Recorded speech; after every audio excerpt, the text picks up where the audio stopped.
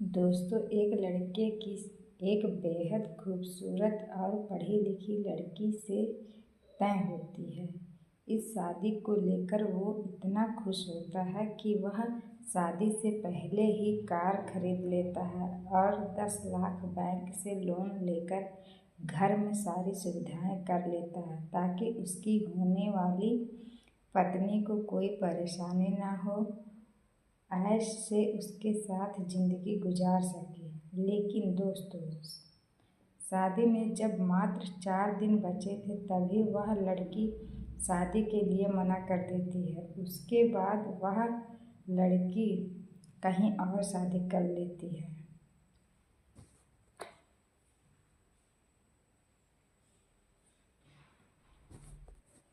और जो लड़का है वह पूरी तरीके से फंस जाता है, क्योंकि उसने इतना सारा कर्जा ले रखा था।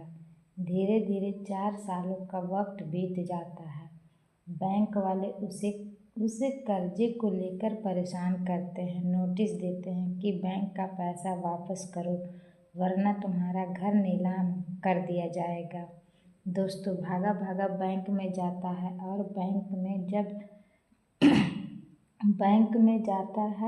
जब मैनेजर के सामने तो उसे देखते ही उसके पैरों तले जमीन खिसक जाती है।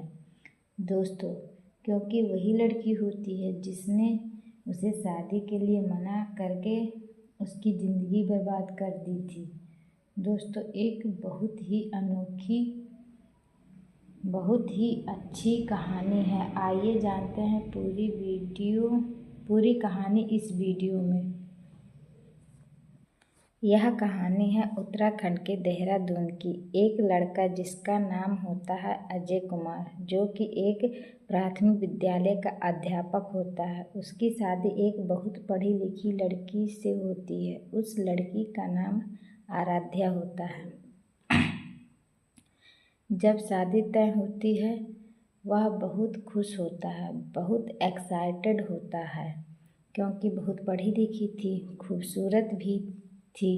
उसके लिए एक नई कार खरीद लेता है, घर में सारी सुविधाएं कर लेता है। लेकिन दोस्तों, जब शादी में 4 दिन बचे तभी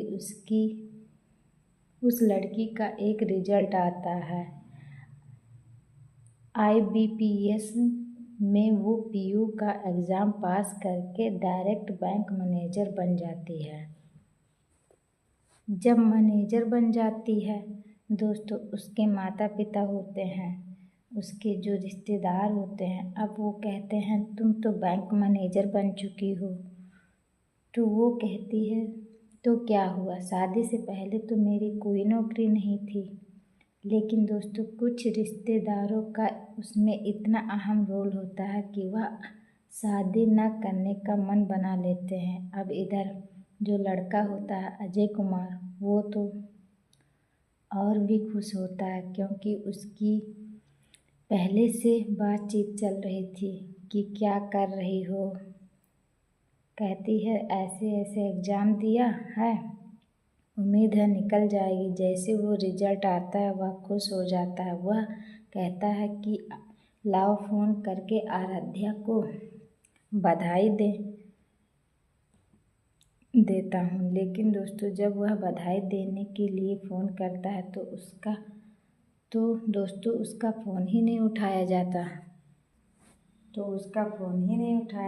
4 से 5 बार फ़ोन मिला लेता है। फिर सोचता है चलो एग्ज़ाम पास करी है, बधाई देने वाले आ रहे होंगे, बिजी होगी और शादी का माहौल है, रिश्तेदार भी घर में होंगे, तो इसीलिए शायद मेरा फ़ोन ना उठा पा रही हो।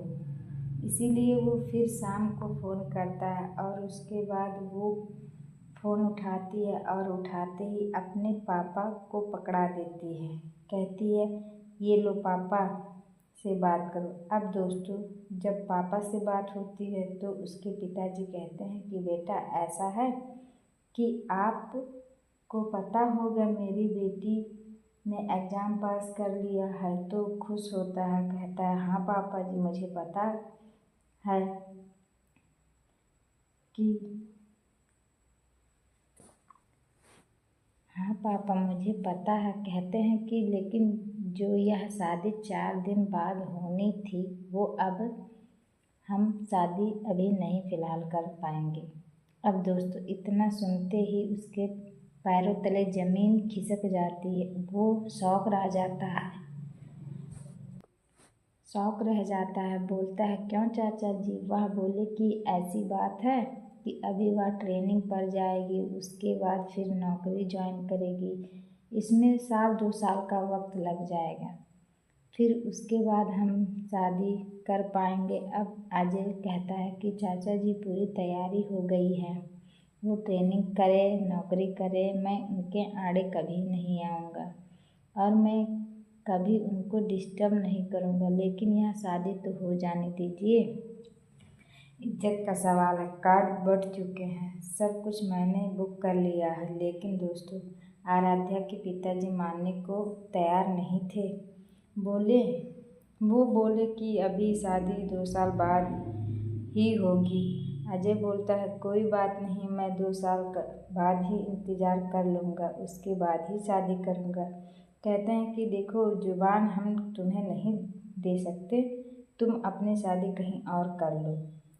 2 साल का लंबा वक्त होता है, पता नहीं आगे क्या होगा। बस यह जान लो कि अभी हम यह शादी नहीं कर पाएंगे और आगे का कोई भरोसा नहीं। अब दोस्तों इतना कहकर वो फ़ोन काट देते हैं। अजय के सामने कोई चारा नहीं था, वह बस अपनी बात रख सकता था। उसके बाद घर में कहता है कि ऐसी ऐसी बात है, तो उन लोगों का गुस्सा 7वें आसमान पर पहुंच गया। वो लोग बोले, अगर तुम मना किए होते तो अभी वो लोग तुम्हारे ऊपर केस कर देते और तुमसे जुर्माना मांगते, ये करते वो करते। तो एक काम करो, तुम भी चलो केस करो। लेकिन अजय बोला कि ऐसी कोई बात नहीं है, देखो ज़बरदस्ती कोई काम नहीं होता। अगर वो लोग शादी नहीं करना चाहते तो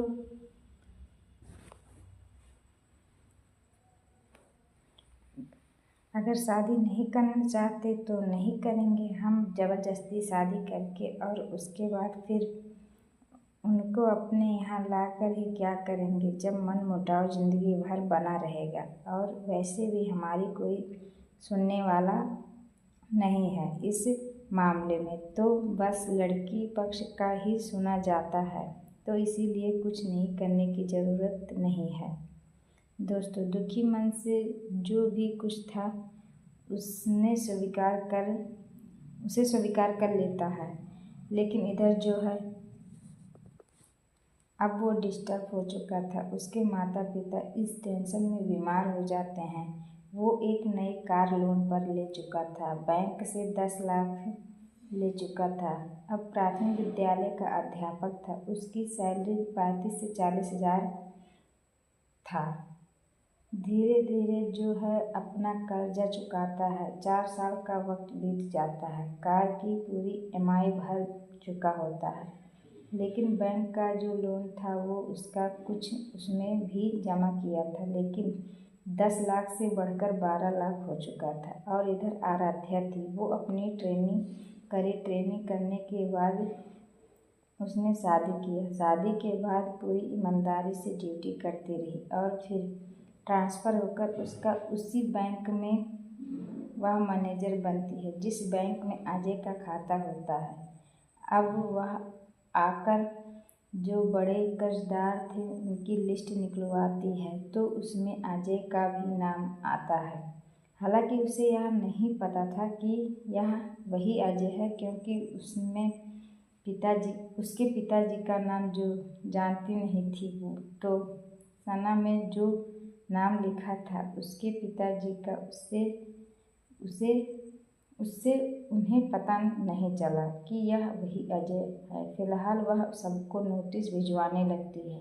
अजय के पास भी नोटिस जाता है। उसके बाद परेशान हो जाता है, क्योंकि उसमें लिखा गया था कि आपका कुछ नीलाम कर दिया जाएगा। आपने घर के नाम पर लोन ले रखा है तो घर नीलाम कर दिया जाएगा। अब वो भागा भागा बैंक में जाता है।